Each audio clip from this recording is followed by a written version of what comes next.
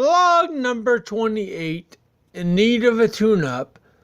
Going in to see a neurologist is, in a lot of ways, like taking your car to the mechanics. You can't just give the mechanic your car key and say something like, the car won't go. They need specifics. Something along the lines of, I'm starting to backfire and stutter. The car's exhaust is starting to backfire and stutter when it creeps along or goes slower than 5 miles an hour, which seems to be happening a lot more lately. The creeping along part, I mean. Actually, the more I think about it, the more similarities I see between my visits to the doctor and my visits to the mechanics. I'm also beginning to have a clearer understanding of why the car is beginning to groan in protest whenever I step on the gas, asking for the extra power I need to successfully get to the other side of that speed bump that's in my way and so smugly trying to block my path. My 0 to 60 has also changed. No longer do I hit the ground running. Oh, I still hit the ground, inevitably, and more often than I used to. But my 0 to 60 is now closer to 0 to all day. If I really let my imagination go, I can begin to see that there are a lot of parallels between the workings of an automobile and my physical state. There are times when the brakes squeak, the gas mileage goes down, and the vent only blows hot air.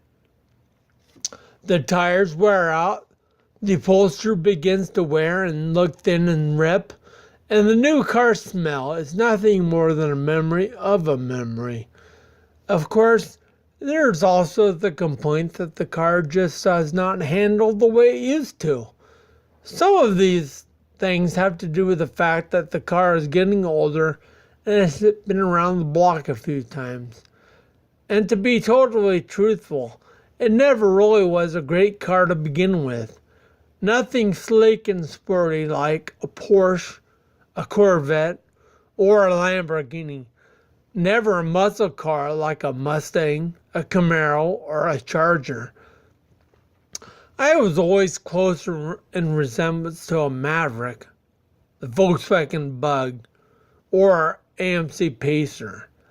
There's also some likeness to a Chevy Chevette that Melissa and I owned when we were first married. We traded it in after about a year, and one of the dealership lot attendants was a friend that Melissa had gone to high school with. We asked him later about that car, and he told us that they couldn't even get the thing into reverse to get it around to the back of the building. That's the way my taxi works. Some things work and some things don't. My brain is like a clutch. Sometimes it engages and sometimes, well, son, it looks like you burned up your clutch.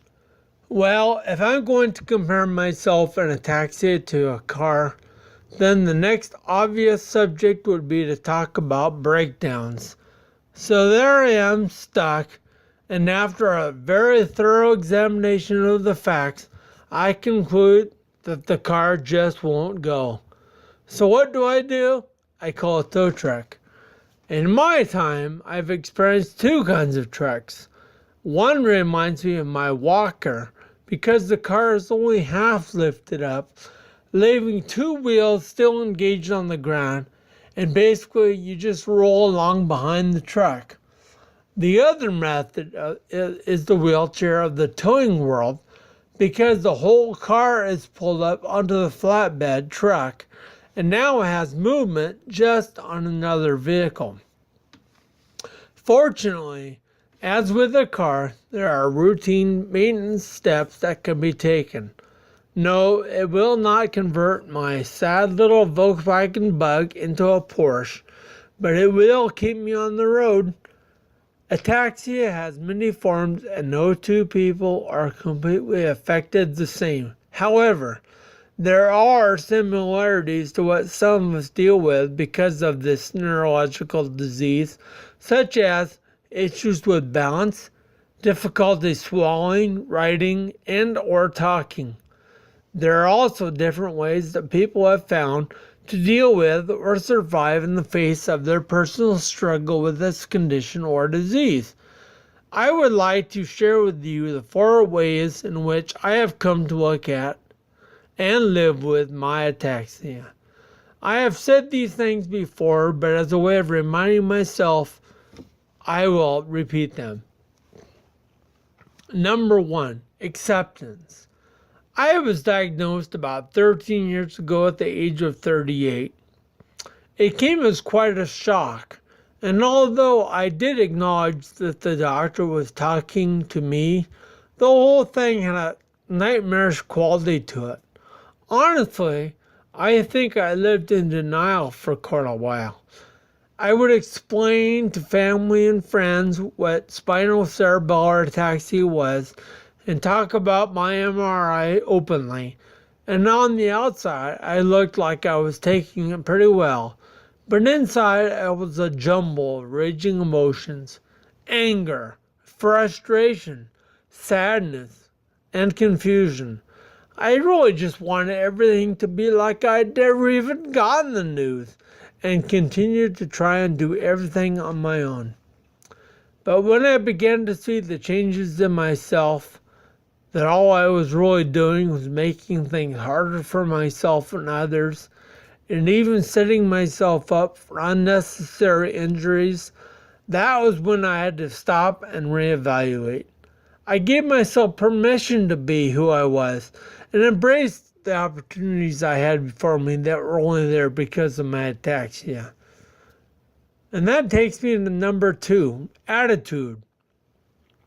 Once I accepted the reality of my ataxia, I quickly made the connection to my disposition. It was one thing to understand my limitations, but it was quite another to be happy in spite of the current physical reality. I say physical reality because that's what it is. You are free to believe what you want to believe, my friends. But I believe that there is a spiritual reality where ataxia will no longer be a part of me. In fact, it is largely the reason why I can laugh in the face of adversity and joke about my daily struggles. The other reasons are because laughter keeps me from crying and also helps me from making the loved ones around me miserable. I will not live a life that is embittered by struggles or otherwise. I don't always succeed at having and maintaining a positive attitude, but I will tell you that when I do, my limitations are a little more bearable to live with. Number 3, exercise. After my diagnosis in 2003, the one thing I discovered was that it was very important that I keep moving. My motto soon became, if I don't use it, I'll lose it. For the first 9 years after my diagnosis, I worked full time, so constant movement and exercise weren't really a problem. But I lost that job in 2012 due to the advancement of SCA, and as I stated in my last blog, the concern became what I would do now and how I would keep from degenerating faster. The job that I was doing at the time was physically demanding and wiping me out, but at least it was providing constant exercise for me. So at that point, I began a daily walking regime. I continued doing as many things around the house as possible and also began to volunteer at various places as a way to stay active. My motto is still the same, and I continue to do whatever I can, and I will do it until I can't do it anymore. And number 4 is support. I cannot accurately describe to you how big a role this has played in my life, or how vital I believe support to be. For the first 9 years of my personal struggle with ataxia, I faced it with the love and support of family, but I did not know anyone else like me. When I reached out and found a support group, I was amazed, and it really felt good to be with other people who knew my struggles. Not because they were sympathizing with me, but because they were living it, and they were actually in the same reality I was.